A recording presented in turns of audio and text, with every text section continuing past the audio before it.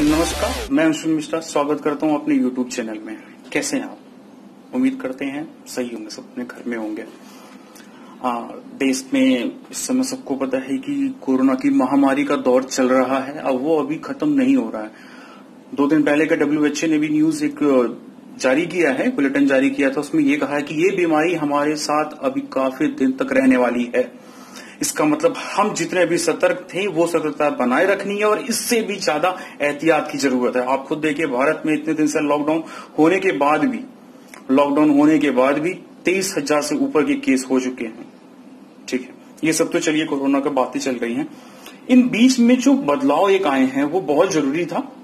उस बदलाव को हम बात करते हैं एपिडेमिक डिजीज एक्ट 1897 की। ये कानून अंग्रेज के द्वारा बनाया गया था। ये कानून था महामारी रोग के लिए था। उस समय जो प्लेग फैला था, उस समय 123 साल पहले अंग्रेज सरकार ने एक कानून बनाया था जिसमें बहुत ही मामूली, आज के सिनेरियो के हिसाब से देखा जाए तो बहुत सी मामूली सजा का प्रावधान था जो कि तुरंत बेलेबल था। 200, 300, 400, 500 रुपए तक उसमें जुर्माना का प्रावधान था। उसमें सरकार ने जब देखा कि हमारे कोरोना के योद्धाओं पे हमला हो रहा था, हमारे वो डॉक्टरों पे हमला हो रहा था, हमारे उन पुलिस वालों पे हमला हो रहा था, हमारे नर्सों पे हमला हो रहा था, जो हमारे लिए अपने परिवार की टेंशनों को दूर करके हमारे लिए, आपके लिए लड़ रहे हैं। वो घर घर जाके जांच कर रहे हैं, लेकिन उनके बदले में उन्हें क्या मिल रहा है? ईंटें मिल रहे हैं, पत्थर मिल रहे हैं, उनके ऊपर थूका जा रहा है, उनके ऊपर मल मूत्र त्याग करके उनके ऊपर फेंका जा रहा है। ये क्या तरीका है?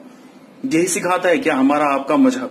चाहे किसी का भी मजहब हो, मैं उन पर सीधा सवाल करता हूं, क्या यही सिखाता है क्या? बिल्कुल नहीं।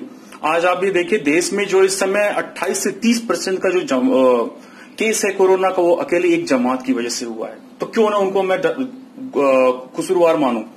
हाँ, सरकार को मैं कसूरवार तब मानता कि उन जमातियों को सरकार खोजती नहीं और खोजने के बाद उन्हें इलाज नहीं कराती, तब मैं सरकार को मानता कि सरकार गलत कर रही है। लेकिन सरकार जब आपको खोज के, आपको ढूंढ के, आपसे संपर्क में आए, आपके परिजनों को, आपके शुभ चिंतकों को ढूंढ के सरकार जब इलाज कर रही है, तो आपका दायित्व बनता है कि सरकार का साथ दें इस महामारी में। अमेरिका जैसा देश आज इस महामारी में धाराशायी हुआ है। हमारे प्रधानमंत्री की तारीफ WHO कर रहा है, वर्ल्ड बैंक कर रहा है, हमारे प्रधानमंत्री की तारीफ विश्व के तमाम संगठन कर रहे हैं। विश्व का सबसे अमीर आदमी बिल गेट्स, उसने हमारे प्रधानमंत्री की तारीफ की है। और आप यहाँ पे कहते हैं कि सोनिया गांधी का एक बयान सुनाऊं मैं कि सरकारी संकट के समय सांप्रदायिकता फरे। सांप्रदायिकता क्या होता है ये देश जानता है। कांग्रेस की अध्यक्ष को ये बताने की बिल्कुल जरूरत नहीं कि सांप्रदायिकता होता क्या है। सांप्रदायिकता आपने देश में फैलाया है और उसका भुगतान आज भी देश भुगत रहा है। तो 123 साल पुराने कानून का जो बदलाव का एक इच्छा शक्ति मोदी जी ने जो दिखाई है, उस कानून से उन योद्धाओं को बहुत बल मिला है और उनको बहुत ही ज्यादा उनके ऊपर एक चोट पहुंचा हुआ है। जो तमाम हमला कर रहे थे सरकारों के, सरकारी डॉक्टर के ऊपर, सरकारी पुलिस के ऊपर, तमाम नर्स के ऊपर जो हमला कर रहे थे। एक बात होती है कि जब आप ये बताइए मुझे, मेरा सीधा सा सवाल है कि एक संप्रदाय से लोग जुड़े होते हैं तो उन्हीं इस जगह से क्यों हमले हो रहे हैं? ऐसी क्या बात है? सरकार आपको छोड़ तो नहीं रही है ना? सरकार आपको ऐसा तो छोड़ नहीं दी कि यहां चलो हो गया, तुम्हारे गली में कोई जाएगा ही नहीं, तुम्हारी राशन की सुविधाएं बंद कर दी, तुम्हारा इलाज नहीं होगा। सरकार जब ऐसे ढूंढ के अगर हमें निकाल रही है, चाहे आपको निकाल रही है घर से, जो कोरोना के पेशेंट है उनको निकाल के ढूंढ रही है, उनके परिजनों को निकाल के चेकअप कर रही है, सरकार उनके राशन पानी सब पर खर्चा मुहैया जब खुद उठा रही है, तो आपको क्या दिक्कत है? क्या दिक्कत ऐसी हो जा रही है कि आप उन पे ईंट पत्थर मार रहे हैं? अब सरकार ने बहुत अच्छा काम किया है। अब सरकार ने उसको नॉन बेलेबल वारंट किया है, वो गैर जमानती अब होगा। अब जो कानून में एक्ट संशोधन किया है मोदी जी की इच्छा शक्ति की वजह से, जो आज संशोधन उसमें कानून में हुआ है, वो नॉन बेलेबल होगा, गैर जमानती। और सजा का प्रावधान 6 साल से लेके 5 साल और जुर्माने का प्रावधान जो सरकार ने उसमें लाया 50,000 से लेके 6 लाख या 7 लाख तक का अधिकतम केस में जा सकती है। ये बहुत ही जरूरी था।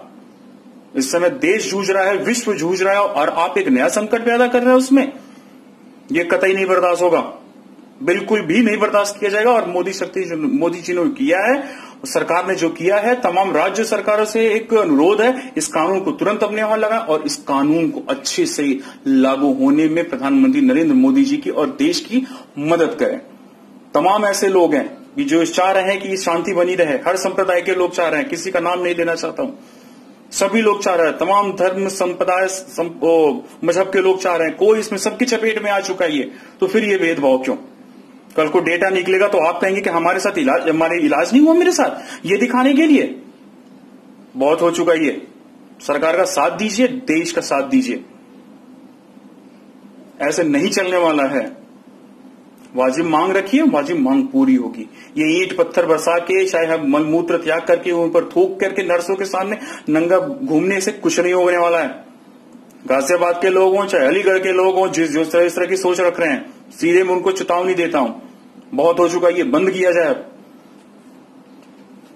साथ दीजिए देश का, एक अच्छा सा माहौल जल्दी से एक बन के आए, सब उसमें मौज करें। फिर हम भी सिनेमा देखना चाहते हैं, ईद का मौसम है, बजरंगी सलमान खान एक मूवी अपनी लेके आते हैं, वो मूवी नहीं मिस कर रहे हैं हम लोग। हम बाहर नहीं जा पा रहे हैं, मंदिर मस्जिद सब बंद है। रमजान का एक पाक महीना आ गया है, कल से स्टार्ट हो रहा है, जहां तक उम्मीद है कल से रमजान का पाक महीना स्टार्ट हो जाएगा। दुआ करिए, इबादत करिए कि जल्दी से ये धरती इस संकट से निकले, भारत माता माँ भारती इस संकट से निकले। धन्यवाद।